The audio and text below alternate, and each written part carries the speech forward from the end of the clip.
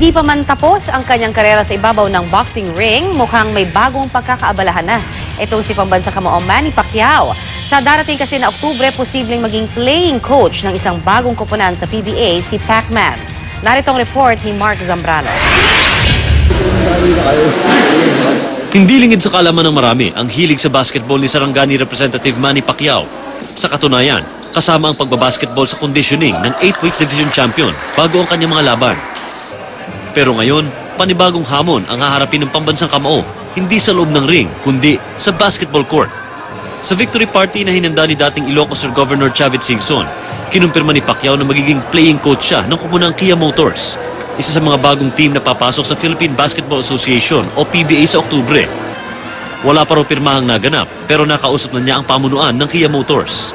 Hindi raw siya nagdalawang isip dahil idolo raw niya ang PBA living legend na si Robert Jaworski. Napili nila ako, may tiwala sila sa akin, so pasalamat naman ako sa pagtitiwala. At ang magagawa natin is ipakita natin na kaya din natin dyan. Ready naman ako dyan at basketball isa sa hilig ko rin yan, kahit nung bata ako. Batay sa rules ng PBA, kailangan dumaan ng mga manlalaro sa PBA draft bago payagang makalaro sa professional league. Kaya ang tanong, dadaan din ba sa PBA draft sa Hulyo ang pambansang kamao? Sinusubukan pang kunin ng GMA News ang pahayag ng PBA tungkol dito. Ang sabi lang ni Pacquiao, bilang coach ng Kia, kasama siya sa proseso ng pagpili ng magiging players nito.